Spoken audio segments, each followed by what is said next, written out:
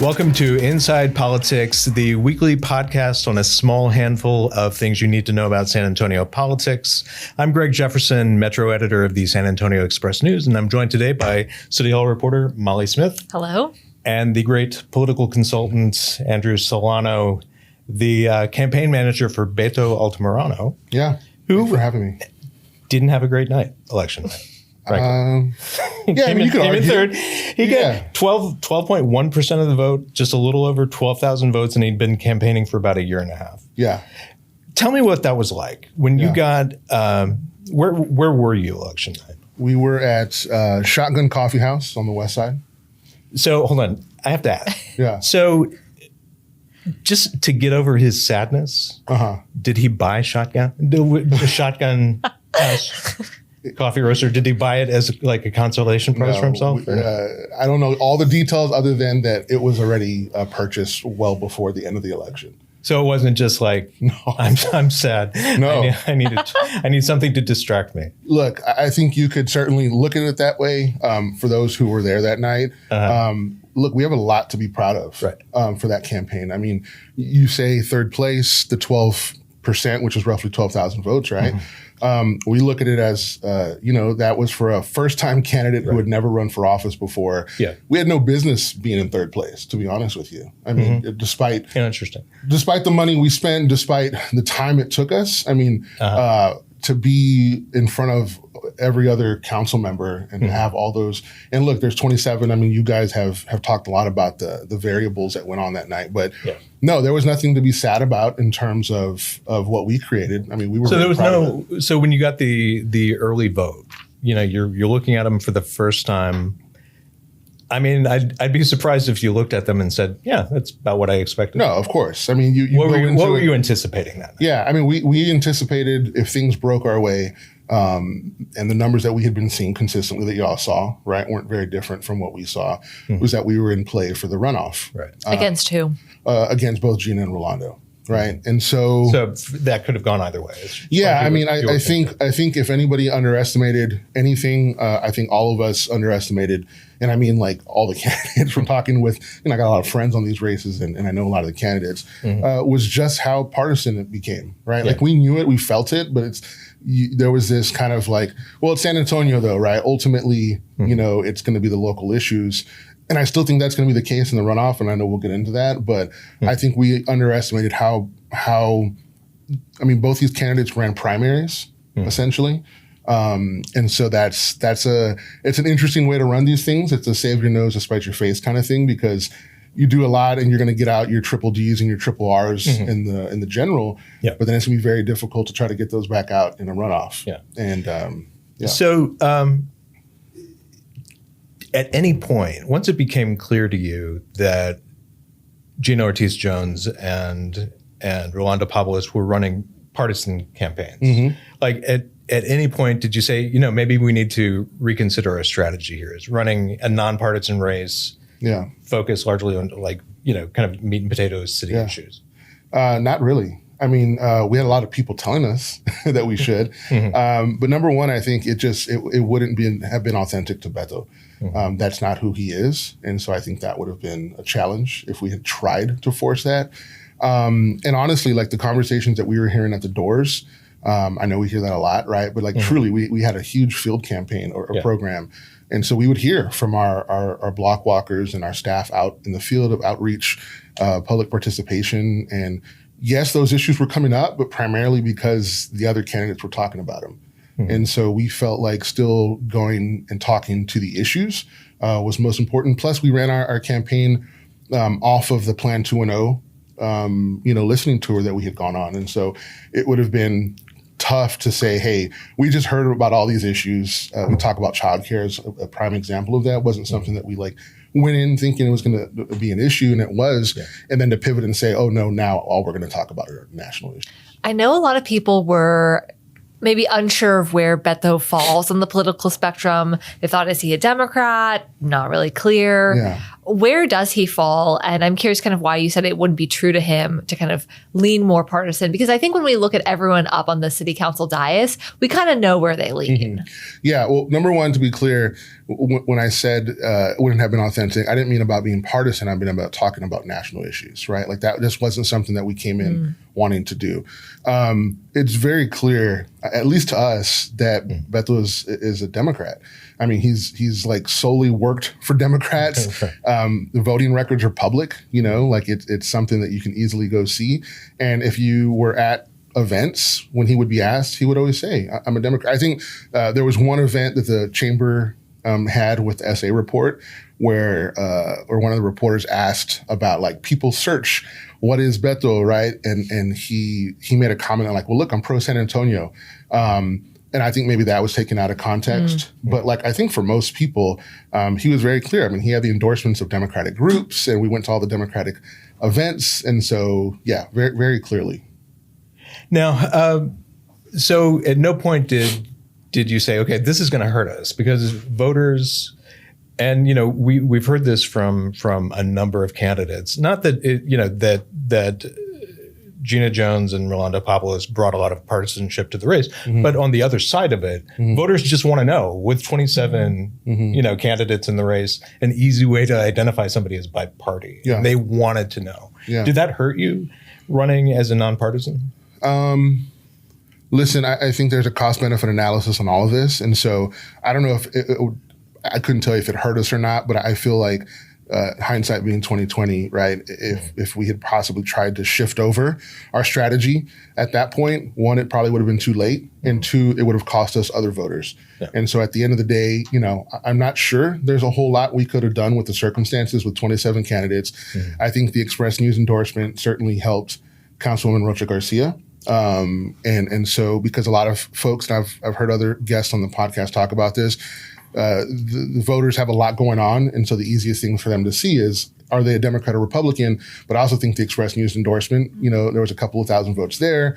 The Councilman Courage getting back in the race. A couple of thousand votes. I think you're giving us too much credit, but I might be wrong. I'm in the building. So no, but I do think that at the end of the day, there were a lot of variables that took place, and I'm not sure we could have gotten over that hump, considering how, and look, it's also a swing election after Trump getting reelected. We saw this last time when Trump was elected, and the pendulum swings.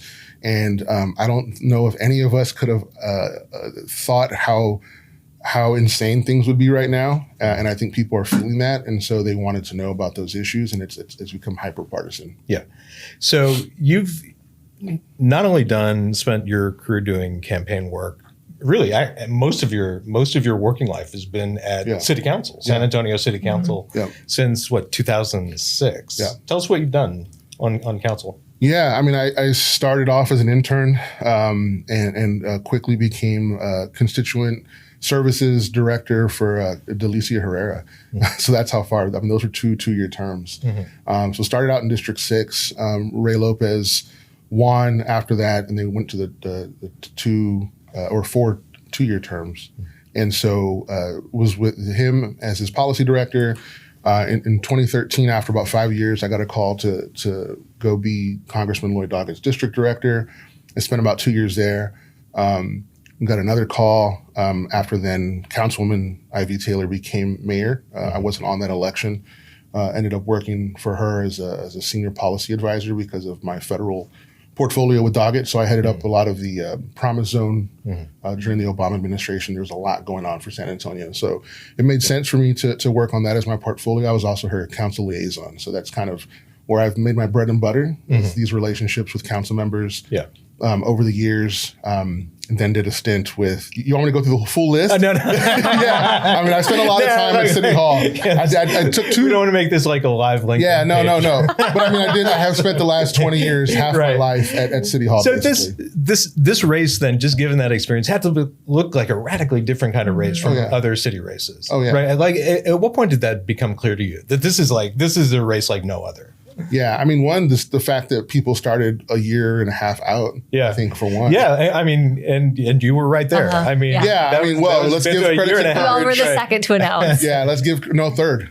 Third. Yes, that's right. After Manny Pelaez. Courage had his now infamous front steps at City Hall. What, January 2024? Yeah, Manny did a video. Right. We had ours in June. Right. But by the time you had the June rollout of the campaign, you'd already been working with Beto for how long?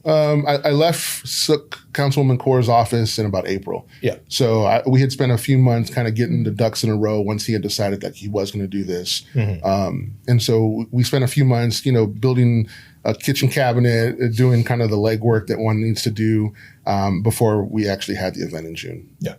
Now, he seemed very good at kind of attracting the attention of San Antonio's kind of senior, which is to say older, senior kingmakers, like Mike Belden, like Nelson Wolff. How did he do that? Henry Cisneros. How did he pull that off? Yeah. Like it's a pretty. In the end, it didn't really get him where he needed to be, but it's not an unimpressive list. Yeah.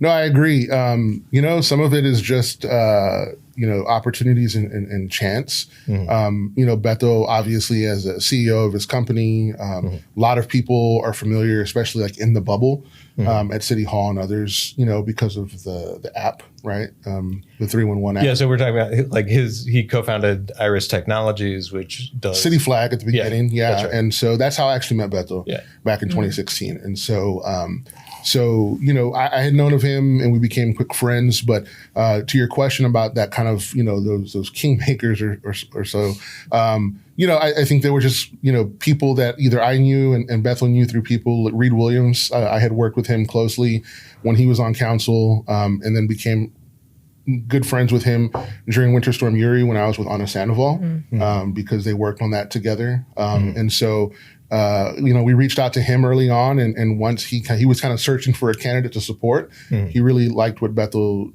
brought to the table and helped us open some doors to the Mike Beldens of the world.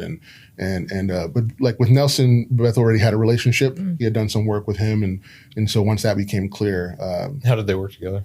When Nelson had a book that came out, Bethel did like a panel. I was curious how that happened. I mean, is that something that Beto kind of seems like this master networker who knows where to put himself to kind of, meet these people. And I was curious, like with that book talk, like how, of all the people Nelson could have chosen, how did he get there? Yeah, I think that was well before the camp. That was even before I was working with him. I was still in Sook's office. So, that was just something that was kind of organic. That Nelson had this book coming out, and they had met before, and so it seemed like a good idea. Nelson wanted to go out there and have that event, and it was just something as simple as that. Yeah. I'm curious. I think a lot of people were surprised when they saw someone like Nelson Wolff endorsing a City Hall outsider. This was someone, Nelson Wolff had been on city council.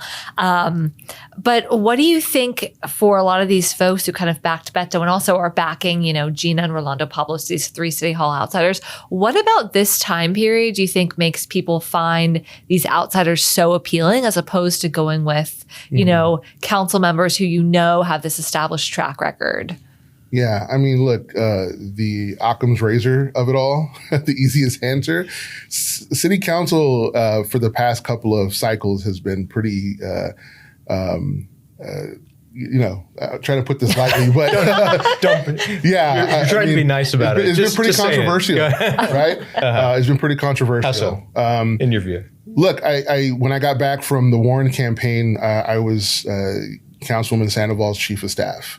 So I went through that. One of the kind of first of the reprimands on council. And then it just seemed to be like, that was like the cadence was once a year. Right. Someone was going to. You're talking about Mario Bravo. Right. Yeah. I mean, so you were her chief of staff when he kind of verbally attacked her. That whole issue. Right off the dais. And so it just seemed like since then, has been kind of in the news and people. And again, when you were at the doors, you would hear this from people. And look, you mentioned earlier, like the time I've spent at City Hall on campaigns and on staff, what has changed, like that had really changed. I mean, you could see on Congress and what the polling said about popularity. City Council seemed to stay above that. But then within the last few years, it does seem like there had been a big shift. You got a couple of DWIs, yeah. Clayton Perry. And then I mean, it just Mark seemed like every White, time you talk to a voter or neighborhood leader, what they were most familiar with was like how these people, what was being reported in the Express News, not by the policies that they were enacting. Yeah. Do you think, was there a policy component to it? This kind of wholesale rejection of city council members running for mayor. They just got shut out. It was like, you had Adriana Rocha Garcia performed the best of them all with 9.9% of the vote. Yeah. Was there anything that voters were looking at in terms of what city council has actually done over the last 2 years? Yeah, I think that's a part of it is or lack of what they felt. And look, I want to be very clear. I've got a lot of friends at City Hall still. I've worked for a lot of these candidates. There's good work being done, especially on the constituent services side, right? That's one of the reasons why Councilman Courage over the years has built this reputation because, him and his team have done a great job. And so there's a lot of good public servants that are working very hard. But I will say, what the perception is of that is completely different, right? And a lot of that is just messaging and what people are reading. And so I think when they're reading about the bad stuff and not the good stuff, it's hard. And constituent services isn't sexy, right? Like if you're someone who's a product of that and you've been able to get your street done or something, then great, you love them. Right. But that's not the majority of people. Yeah. A lot of people will say that the three City Hall outsiders, Gina, Rolando, and Beto, did so well in part because they just vastly outraised and outspent the city council members. They were spending in the couple hundred thousands. What do you say to that, kind of that argument of they really did so well because of how much money they were put in the race? Yeah, it's hard to argue against when the clear distinction between those. But Councilman Pelaez put in nearly $300,000 at the end of the race. And, we saw the results. And so I don't think that's fair, a fair argument completely. I think if those council members or other candidates had been able to raise that type of money, they certainly wouldn't have, maybe outside of Councilman Courage. But I do think all of them would have been happy to take that. I will say the same thing, Greg, you just asked about the residents and the voters and how they responded. I think it was also the donor class. We saw very early that people were not, for a number of reasons, right? Number one, it's a great excuse when you say you have a bunch of friends in the race to not have to give the full $1,000, right? No one's going to give I'm going to give everybody $1,000. That's just not San Antonio. There's 300 people, if you just go scrub the list within the last couple of cycles, who are able to or have given $1,000. Outside of that list, then what are you left with? And so I think that's why you saw these candidates. But I do want to be clear, because this was something that was an argument during the race that got brought up. There was a clear distinction between what we were able to do with Beto and his network. It was all individual money, right? Some of it may have been outside of San Antonio, the Valley. that's where he's from. We had a fundraiser down there. I went with him, and he's beloved down there, his friends and family. And then he has networks from Harvard and DC, but they were all individual. There weren't PAC money. And I think that was the difference, though, that we felt was between Rolando and Gina, was the money was coming from outside San Antonio in larger sums, but it was also a lot of PAC and not individual money. Mm-hmm. Now, what do you think is next for Beto Altamirano? Being a dad. No. No, look, he's no, I assume he's a whole person, right? And that he'll be a dad, and he hopefully he'll be a good dad, and it's going to happen no matter what. Yeah. He can continue being CEO of Iris Technologies. Yeah. I'm talking. It's politics. Yeah. What's in his political? Sure. Picture? No. Look. I will quote Beto from election night. He's 35. He's got a lot in front of him. And so, we're going to be looking at other races, that would come up. But I think right now, first and foremost, he's the CEO of his company, Iris. I know that they're glad to have their CEO back. And so there's that. And we've also got our Plan 2.0, which was our policy platform, right, that I mentioned earlier, has now shifted over to becoming a PAC. And so that's going to be out there, continue to advocate on issues that we found during the election. And so I think there's going to be, that's going to be a vehicle there for us to make sure we're having Beto. Have you deployed the PAC in this runoff? Not quite, but it will very soon. Okay. Just city elections or? Yeah. to back a mayoral candidate?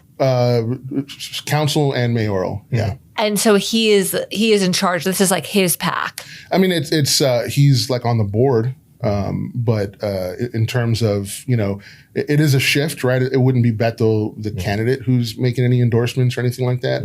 It's the Plan 210 PAC. And the reason why we went that route was because we really did spend, and I said it earlier, kind of jokingly, but I mean, we are proud. It felt like a movement. I mean, we've got people now still asking like, where's Beto and what are we going to do? And are any of these candidates going to be deploying or supporting any of these strategies from Plan 210, right? Like childcare, we were the first ones to talk about that. We spent a lot of time doing outreach, and then it kind of seemed like a lot of the candidates decided childcare was going to be part of their platform. There's at least, 8 other pillars in that. So Plan 210 is going to be the vehicle for that. Right. So for our listeners who maybe have never been involved in a campaign, tell us what it was like on a day-to-day basis running the Altamirano campaign.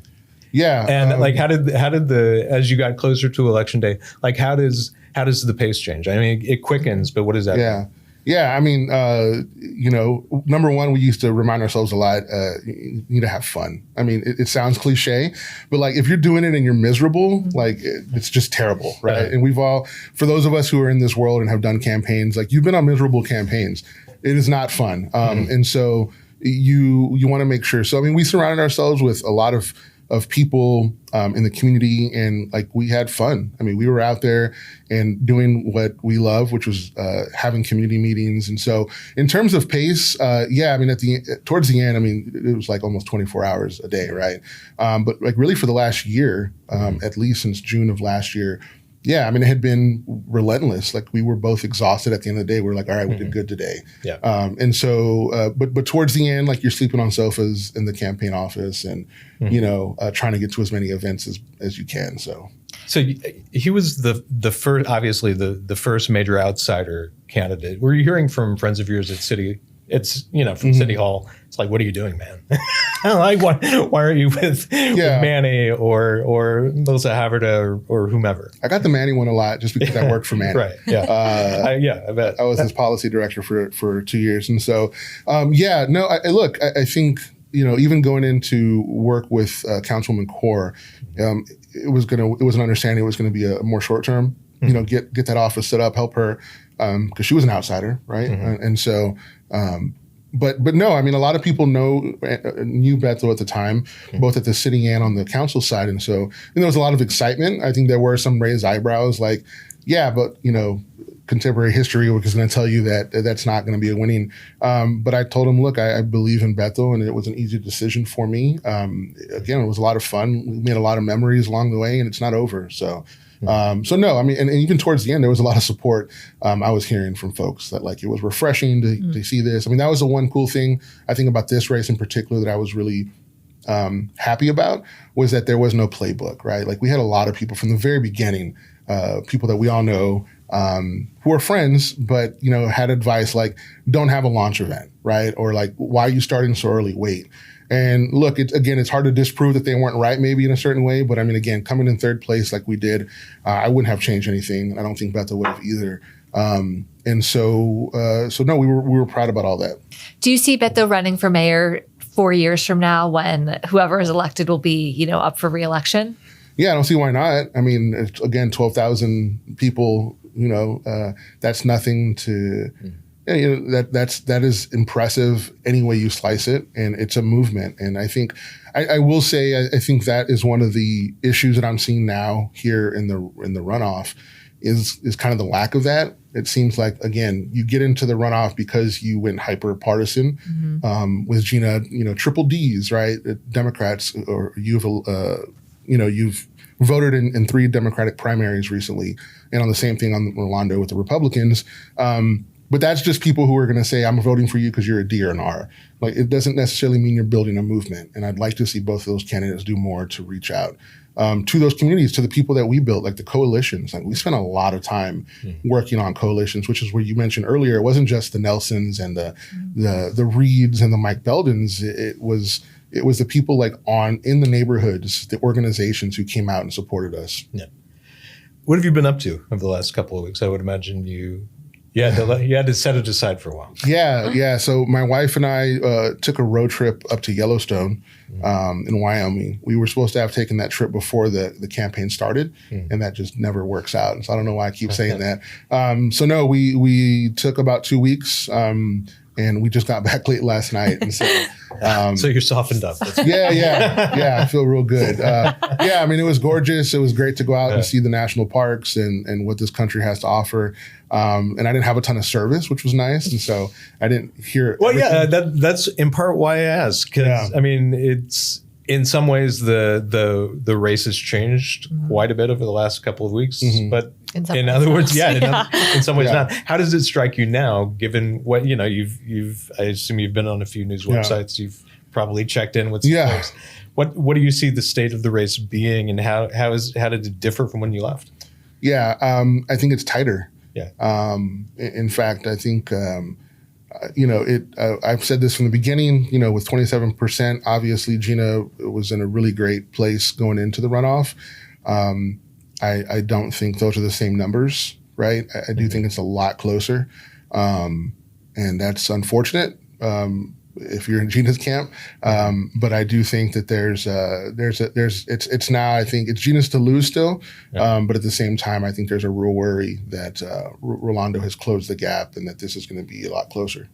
What missteps, if any, has she made? Mm-hmm. Yeah, look, I don't want to, Monday morning quarterback. Obviously, we're not in the runoff, but like I said earlier, I do think that there was a missed opportunity right after the race, to come out and seek the support or endorsements of the other mayoral candidates. That's what I can say. I won't speak for anyone. Did she not do that then? I can just speak for us, and I know it was not in a time that you would think, it didn't seem like it was a priority, is what I'll say. It took longer than I think most people would anticipate for that. And I think it's a question not of, when are you going to endorse me? I think it's a question of like, how can I earn your endorsement? How can I earn your supporters, support, and what can I do? And I think there was a missed opportunity there, and I'm still hearing that that's the case. I mean, are you saying that she felt like she was entitled to his endorsement? I don't know. I will just again say it does feel like, some of the chatter I hear online is that people are saying, where are the endorsements? Where's Beto in particular? And I think people need to understand, number one, look, if you're a campaign that's relying on endorsements to win, that's not a good sign. Endorsements generally don't matter. I mean, you can get 10 of us in here, consultants and campaign managers, and they're going to give you 12 different answers. But like generally speaking, they're not. I mean, look at the first endorsement for Adriana, didn't really matter. Our endorsement of Nelson at the end of the day, didn't ultimately matter. Yeah. I mean, so endorsements, but I think what the endorsements mean is more important is, are you building relationships with those people to earn the trust of those endorsements? And I do think it's telling that like all of the mayoral candidates, decided to stay out, and even the current mayor. I think that there is something to say that all of the endorsements so far that the Gina camp has received are all like from sitting incumbents that have a D behind their names. And so I think that's also interesting. But listen, I do think at the end of the day, again, endorsements don't really matter. And so I'm a little concerned though that it's more about what it means, building those relationships. I mean, I agree with you. Like I think endorsements, like they don't count for much. But like you're right. Like they're about an ability of somebody who could potentially be leading the city to build coalitions and to, find support. Yeah. That being the case, did Rolando Pablos reach out to Beto? Okay. How did that meeting go? Yeah. Because obviously he hasn't endorsed him either. No. And I think, look, I think in Rolando's case, and he and Beto had known each other a little bit before. And so, but I think it was a lot more of what you would consider a typical, it was very early after the election. It was cordial. There was a kind of mutual understanding, that Beto is a Democrat. And so that was going to be something that, wasn't going to play in Rolando's favor, but it was more just kind of like, hey, you ran a great race and, your campaign did a great job type of thing. So what do you think that Rolando who came in at 17% in the May election, has been doing to close that gap? And what do you see if he has a chance at winning? Yeah. How does he get there? Yeah. I think it's a lot of things. One, it's the missteps. I think, in these campaigns, like, you really have to avoid shooting yourself in the foot. There's only so much you can control, and so, like, you got to really hyper focus on that stuff. And when there's a flub, you talked before ad nauseum on this subject, but like not having the media on election night and the cell phone stuff, like, whatever, who cares at the end of the day? But they're using a cell phone during a televised debate. Yeah, kind of. But I do think something interesting just to point out, though, is that I think for most people, they need to understand there's a difference in governing and a difference in election. The election's a popularity contest. Right? Like, it's not necessarily about policies. I mean, look at us. I worked on Senator Warren's campaign. All the plans didn't really help, right? And so, I joke, but at the same time, like, there are a lot of people right now that are like, who's the best one to lead? And I think there is an argument, right, about governing. And I think that's one argument. But right now, it's a popularity contest. And so, like, I don't care if you have a certain face, right? I've heard that when I was gone, that became an issue about Gina's demeanor or her last name. Like, I don't personally care about that stuff, but I know voters do, whether you like it or not.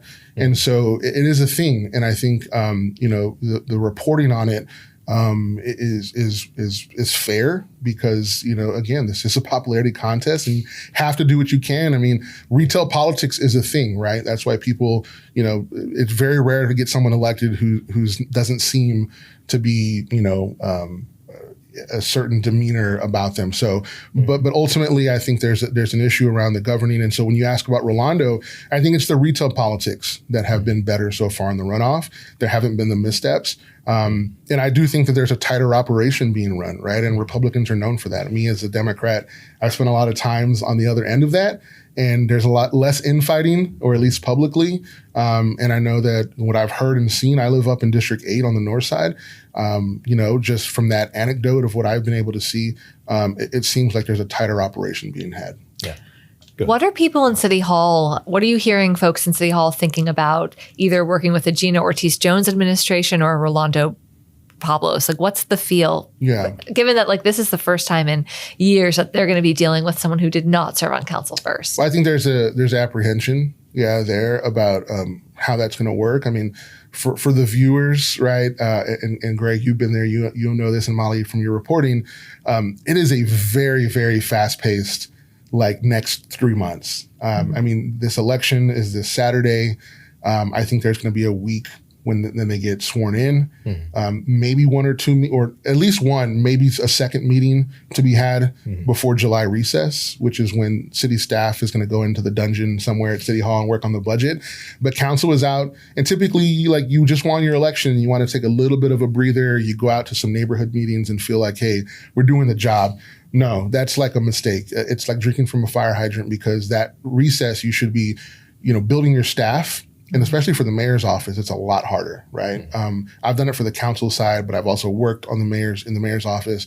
There's a lot of moving parts. You have to work with the city manager very quickly, and you're learning the ropes if you don't know what all those acronyms mean and all the. And also, let me be clear: there are three main powers, at least in my view, of what the mayor has in San Antonio in a weak form of mayor government, right? But they have. I think the biggest probably is the council setting the agenda setting for council is what the mayor and the city manager combined to do. They're setting the committee assignments and creating committees. I mean, most time committees are going to change structures, and appointing people to, like, very powerful boards like CPS and SAWS when they come up. You sit on those two boards, and also the bully pulpit, right? Being out there and talking to the people. In that regard, so whoever is going to be San Antonio's next mayor. They're going to be coming from the outside, which means voters wanted somebody from the outside. Now, we can talk about money till the end of time and all of that. But I mean, I think, it's kind of irrefutable that if voters had wanted somebody from the inside, one of the city council members at least one would be in the runoff. They're not. So voters want something from the outside. What would you expect whoever is the mayor, whether it's Pablos or Jones, what are they going to make some kind of big policy move to say, look, I understand why I'm here, and it's not to continue the status quo. It's to change things. Yeah. Like, is there something big in the works, or should there be?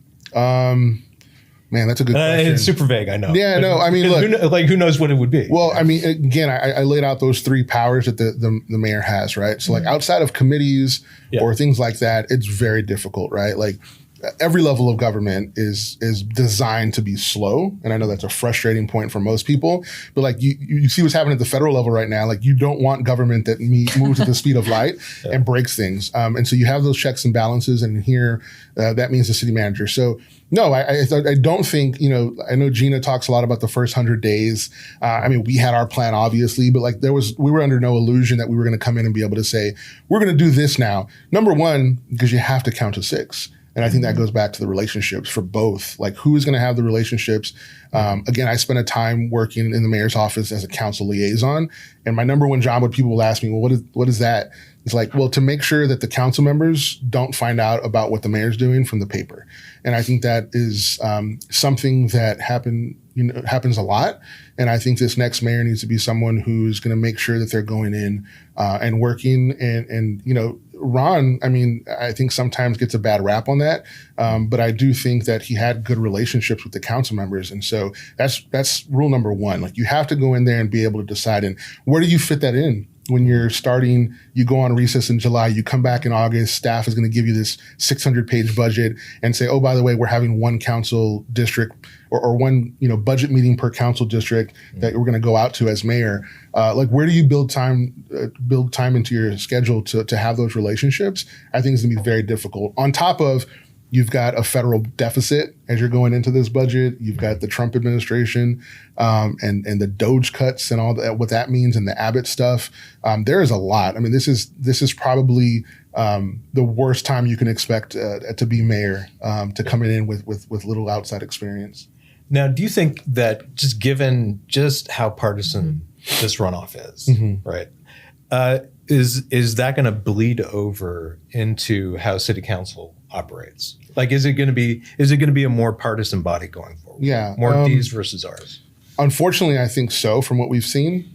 This was something that we highlighted a lot during Beto's campaign, which is, we were afraid of that. I mean, this is why we stuck to, and you asked earlier about, like, did we decide strategy-wise to, and no, because, I mean, whether you like it or not, getting asked those questions, I know that it makes people feel a certain way, but it's like going to ask your congressman, like, what they feel about, the IMP, right? Like street infrastructure project money. It's just not something in their purview. And so, look, I think, Gina in particular has talked a lot and doubled down on the national issues. And I do think that's going to be a problem if that continues. I hope, once in office there's going to be a realization, or there already is one, that's not going to necessarily be the agenda, because there's a lot of stuff that needs to get done, and it doesn't matter if it's D or R. I mean, I have personal feelings on all those issues, and I'm supportive of almost every single one that Gina talks about, but those aren't being done or handled at the city level. And I think there's going to be a realization very quickly on both sides. I mean, Rolando too. I mean, he's talked about being more moderate, but at the same time, he certainly has a lot of Republican speaking points. And so it's just not going to work. And to the council, you're going to have 4 new council members. Thankfully, some have experience in Edward. Now that he's in, if at least can pull it out. These are the District 4 and District 8. Yeah, and so I think that's going to be a little easier for the new mayor. But again, you still have to be able to count to 6. And I will say this with confidence, from what I've heard from my friends that are still at City Hall, and just from what I've seen, there are no obvious blocks to get to 6, right? Like, there's nothing that I see, whether it's partisan. I mean, you had, Jalen and Mark here the other day. Like, there's no guarantee that when they work with each other or when they don't, or when Marina and Mark have gotten, this rap that they work a lot together. But there's like no before where it was very clear, where you had like a lieutenant who would go out, with Julian or Phil or even Ivy. And so I don't see that happening right now. And I think it'd be if I was council liaison in this next mayor's office or chief of staff, I think it would be very difficult to try to figure out like where the closest, path is to 6 votes. Yeah. All right. Last question. And you have to answer it. Yeah. And if you don't answer it, we're just going to sit here until the internet runs out. Cool. Who's going to win? Oh, man. Like I said, I still think it's Gina's to lose. I think if they're... You've said that, but you've also said that that she's made some missteps and Rolando has gained he's gained some ground. Has he gained enough ground to carry it June 7th or no?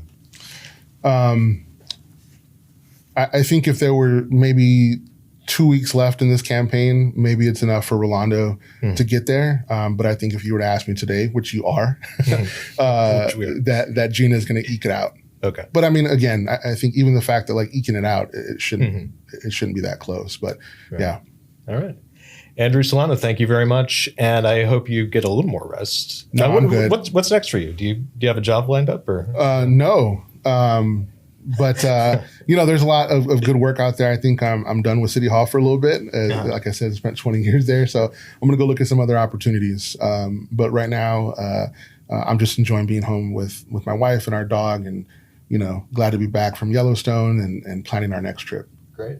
Well, thank you very much. Appreciate it. Great. Nice to be here. And thank you for watching. If you have not signed up for our ENside Politics newsletter, drop down to show notes, click, and sign up. And thank you very much. We will see you next week after the election.